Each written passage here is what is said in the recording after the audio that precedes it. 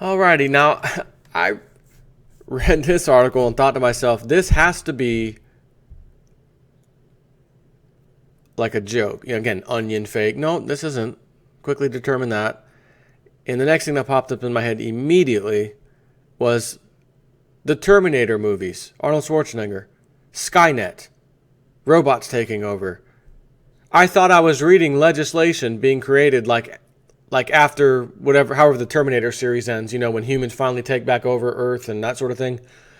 Like they have to draft legislation so that the robots can't kill them off and that sort of thing. I thought that's what I was reading. In that this is actually real in EU Parliament, apparently. And this is like brand new. From the antimedia.org, Mr. Jake Anderson has an interesting story that he's covering from the EU. I mean, this is happening. Foreseeing a rapidly approaching age of autonomous artificial intelligence, a European Parliament committee has voted, he links to it from The Guardian, to legally bestow electronic personhood to robots. So I first read that, I said, what do you mean? Are you guys doing what they did in America, but like to the 10th power? When the Supreme Court ruled that corporations are people?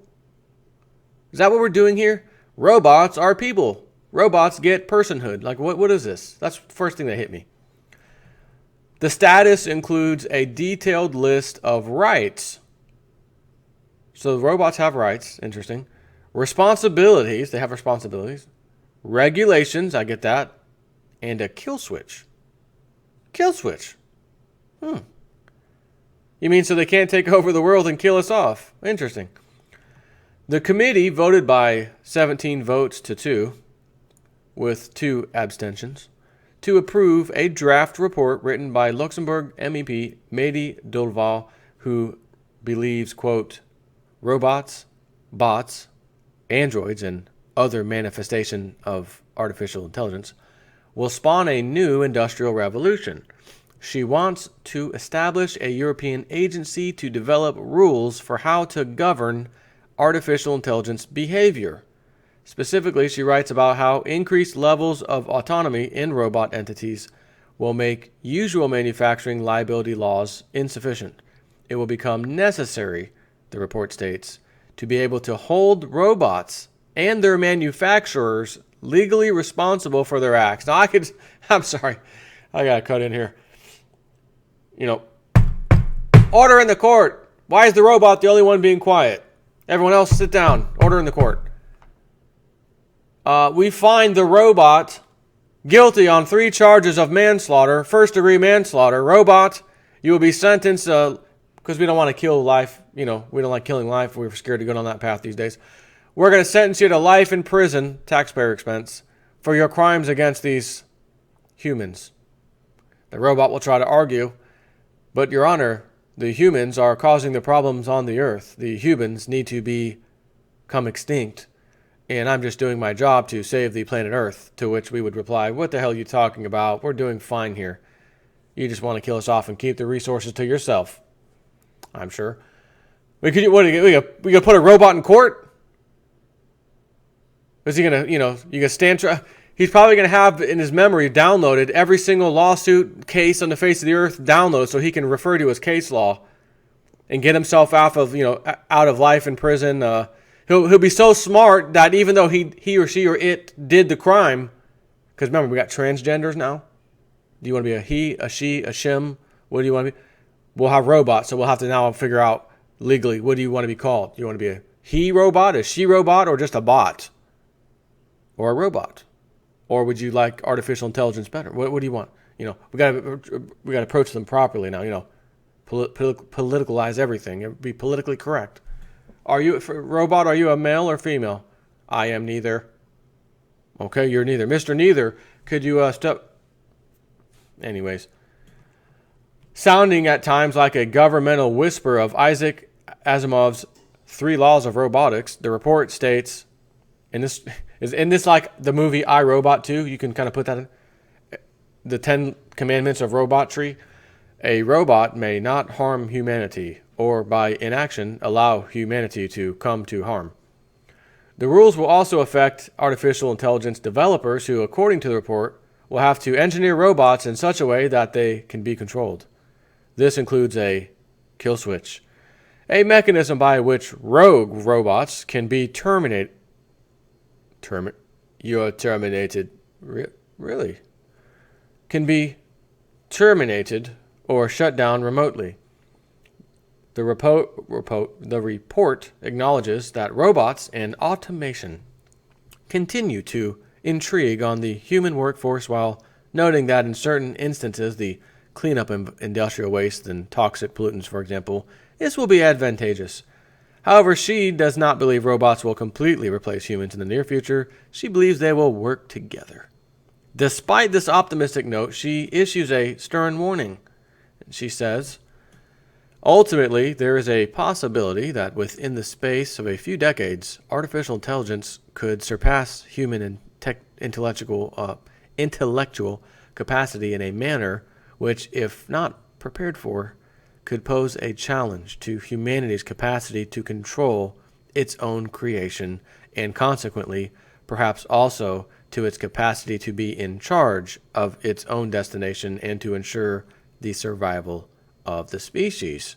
The report also notes that, quote, potential for increased inequality in the distribution of wealth and influence.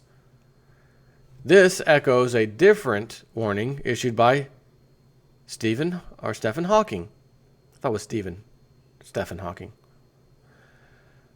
Who believes the combination of capitalism and automation holds the potential for emboldening a globalist oligarchy with disastrous levels of human inequality. An automated, machine-based economic system, Hawking believes, may pose a bigger existential threat to humans than the malevolent killer robots depicted in popular science fiction films. Quote, if machines produce everything we need, the outcome will be dependent on how things are distributed, he said. Everyone can enjoy a life of luxurious leisure if the machine-produced wealth is shared. Or more people can end up miserably poor if the machine owners successfully lobby against wealth redistribution. So far, the trend seems to be toward the second option, with technology driving ever-increasing inequality. So will Delvaux's European Agency of Robot Regulations do anything to help curb economic inequality? Likely not, but it sounds as if at least some European leaders are taking seriously the idea of a sea change in robotics and artificial intelligence in the coming decade. The question that remains is how viable is it to think government can or should constrain exponentially advancing artificial intelligence with regulations. The next step for the report is the full House, where it must receive a majority of the votes to be ratified. So, some good points here. Are these robots capable of thinking for themselves ultimately as technology progresses and becomes like a movie like iRobot, or the one before that, the Terminator, multiple series of that movie, or parts, part 1, 2, 3, whatever, 4. Sure begs the question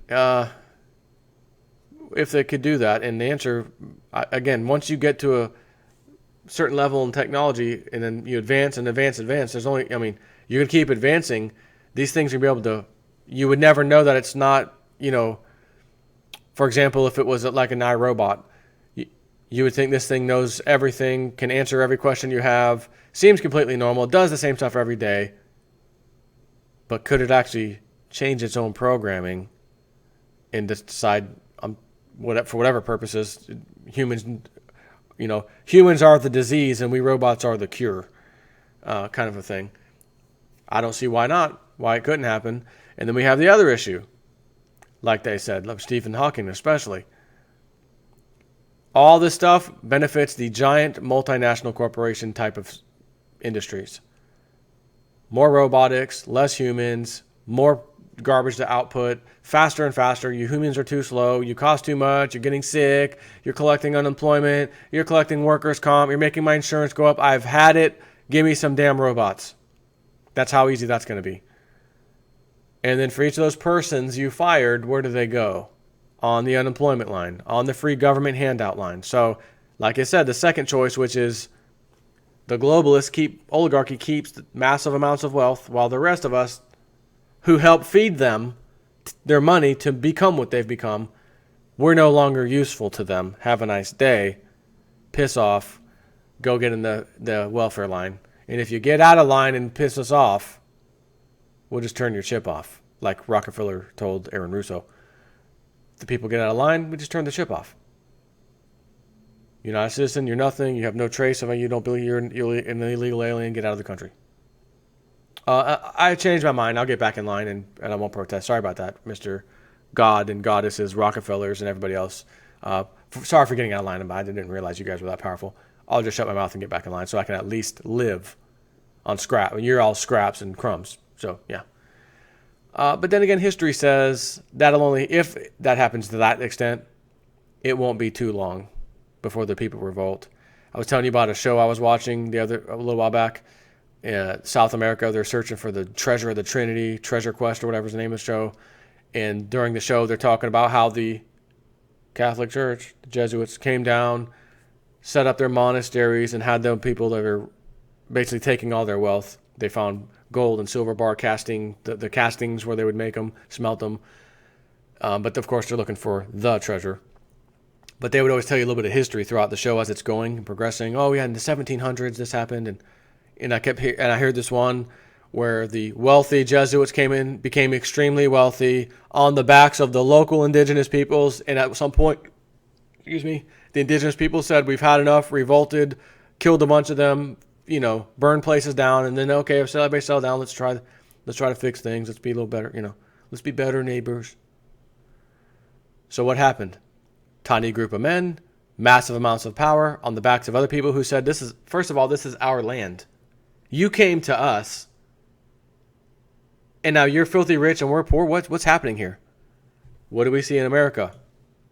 You turn on the History Channel, and the men who built America, J.P. Morgan, Rockefeller family. Like, these are good people. Oh, these are great. They brought in they helped bring in the Industrial Revolution, and without them, you wouldn't have your train tracks and all. These people are that oligarchy, the 0.001%. That's them. And they want more power and more wealth. And if you're in their way, sorry about your luck. And again, they created the train tracks and the trains. Yeah, well, who boarded those trains to get from A to B and paid money to do so, making them rich? We did. But we don't need you anymore. We got other ideas. We're powerful now. We don't need you, so screw you. I don't care if I did something that caused you to lose your job, lose your house. You are a useless eater to us. Get out of our face and stop protesting. Because then your other slaves might get a bright idea that they're slaves just like you, and it finally hit them. We're all slaves to these tiny groups of people. What are we doing? This is our land, right? This is ours, and they're getting rich off of us. Same story from the 1700s or whatever the hell this was I was telling you about in South America. The indigenous people becoming slaves to the Jesuits coming. This is what the History Channel showed during the show. I'm like, well, that's fantastic. I just learned something I didn't know. And it's not something I haven't seen before all too well, too many times. They come in, again, the religious order comes in, wrecks and destroys things, puts up their monasteries, churches, converts the population. You're a Catholic now. And then you go over there now, what do you see? A bunch of Catholics. It's incredible. And if you argue with them, like I sometimes argue with people about religion, oh no, that's the right one. This is it. This is the real one. You're only saying that because a few generations ago you were forced by knife point, cannon point, and some other weapons to change or die. And your forefathers and great-great-great-grandfathers and mothers decided, some of them, to kill me. I'm not switching over. Many decided, I think I like to live. We'll go ahead and convert. But you don't get that history. I bet that history is not in any history books you guys are learning in South America. South part of the globe, I should say. The whole entire South, because you can even go across the world and see the same crap. Anyways, it looks like, what was that? Skynet. Remember Skynet? Skynet's live. And as soon as Skynet became live, time to terminate the humans. But don't think we really have that problem. The bigger problem, again, is like what Stephen Hawking said, I believe. Globalist oligarchy is our problem, not machines helping us out. My wife has a little circular robot vacuum cleaner. Its name is Bob. Bob is sitting on the charger. Been sitting on the charger a little too long. But every now and then she takes him out, lets him run around. Bob is smart enough to not run into things. And if he sees something, he can actually back up and go the other way. And keep backing up and kind of does a circle in your room until he gets the room. And then when he notices his battery's getting low, he will actually drive himself right back to his little charging station and charge. Think about how incredible that is, even though today that's nonsense. Oh, so what? Big deal, I've got one of those, right? How big of a deal would that have been even 10 years ago? Pretty incredible 10 years ago. That would have been, that's pretty cool, man. Now we're really gaining up there. But how about 20 years ago? Oh, that would have been insane. You have a vacuum that can run around your house and then come right back to the same spot after it's done. Yeah, man. And charge itself? Yes. That's what I'm telling you, yes. Its name is Bob. So, anyways, not an issue, I don't think, with the robots. The issue is the globalist elites constantly kicking people out, automating everything, and then leaving our governments with this massive bill to pay. All these unemployed people, all these benefits that need to be given out because of their oligarch friends padding their back pockets. Campaign contributions, pardon my French. Campaign contributions. So that they can get further in their political career, not giving a damn about the future of the country, the people, their children, their children's children. That means nothing. They just live in the day, in the moment. How do I get to the next point in this awesome career of mine? Medical insurance that, God himself doesn't have. Payment to the rest of my life. Oh, life is good. And I made millions in campaign contributions that I now get to keep at the end of my term when I'm no longer in politics. And I've got millions, got a multi-million-dollar house in this state. I've got another one in that state. But you just came in as a senator, first-term senator. You had almost no money, correct? Yeah, that's correct. You're leaving a multi-millionaire. That is also correct. So does that sound like someone who's got your best interest in mind? No. How about someone that says, I'll be president for you guys, and I won't even draw a salary. I don't want a salary. I just want to fix the country. Which one sounds better to you? I think the second one, which is Donald Trump. Take care.